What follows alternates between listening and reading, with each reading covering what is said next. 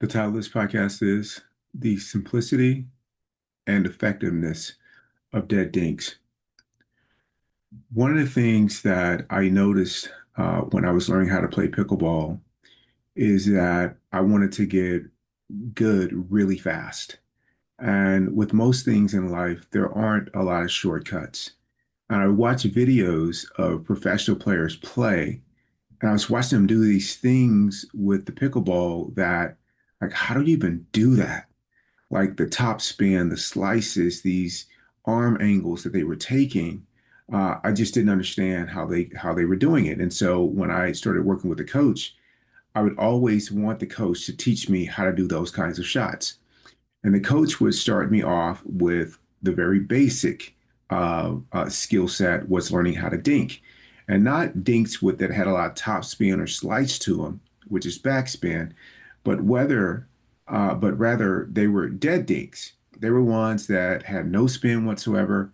They would go over the net, and the way that my coaches wanted those dinks executed were to where they weren't attackable, that when they went over the net, they didn't bounce very high, which limited or reduced the chances of the other player uh, hitting me with the speed up, or they were very close to the net, which means that that player couldn't take it out of the air, and the opposing player had to step forward to get it back over the net to me.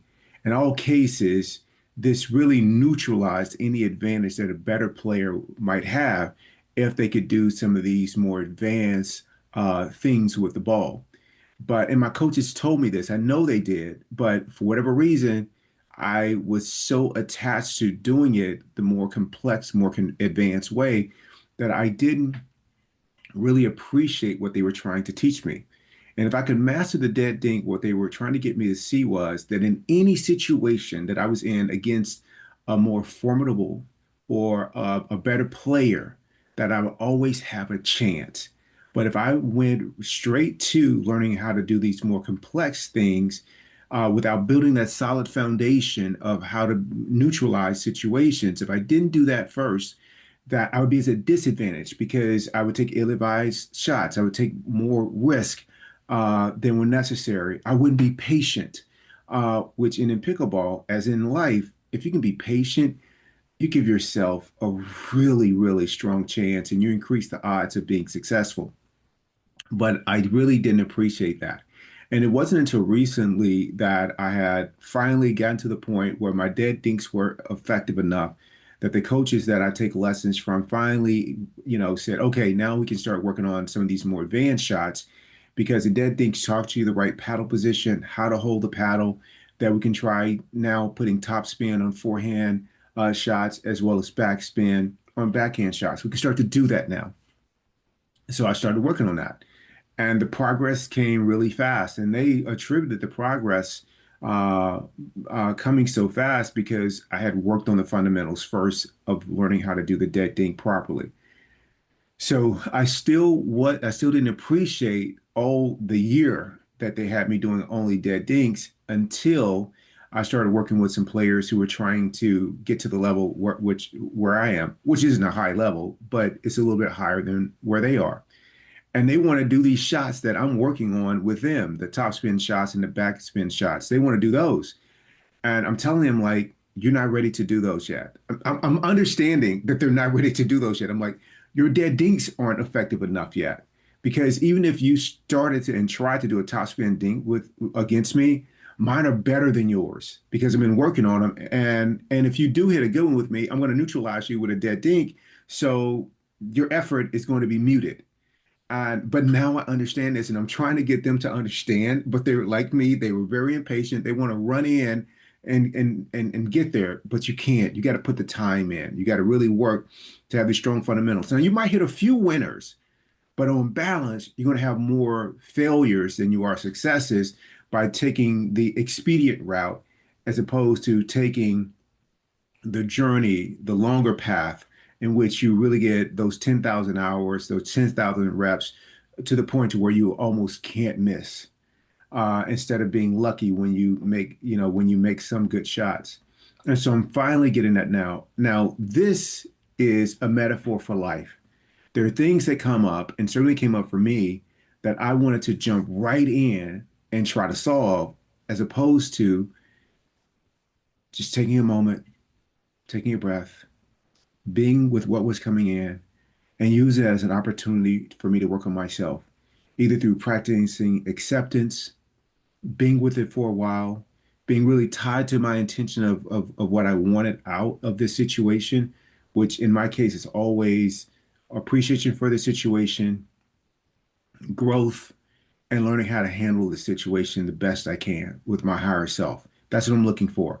But being tied to that, then if there's any action to take, I can take intelligent action.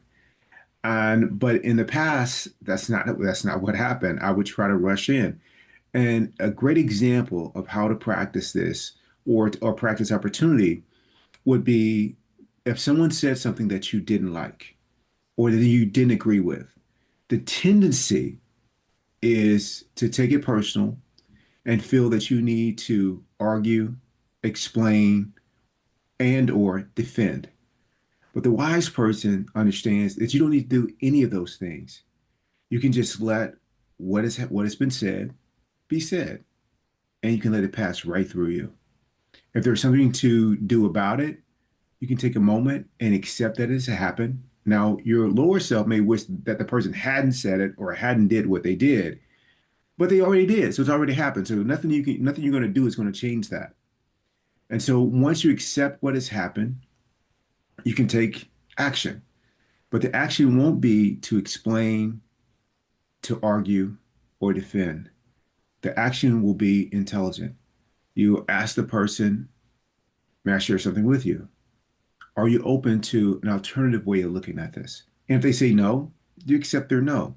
If they say yes, you'll stay what you say one time, but your intention will not to be right. Your intention would be to bring clarity to the situation, to bless the situation, to raise it. And in that case, you're not doing anything fancy, like going out, building an argument, bringing it back, trying to convince somebody, trying to persuade, influence, and manipulate. That is trying to put top spin and backspin on things when that's not necessary, when a dead dink will do the trick. And a dead dink will literally be to just practice acceptance. And if there's action to be take, you take it and it comes from a good place. If people reject what you say, you allow them to reject it and you let it go. So if you apply this analogy to all aspects of your life, you don't have to be fancy. You don't have to make things complex. You don't have to argue, defend, or explain, whether it's in the workplace, whether it's in your community, or whether it is in your home. You don't need to do any of those things. Instead, what you want to bring to the space is acceptance, an open heart, love, kindness, and compassion. That's a dead dink as it applies to life.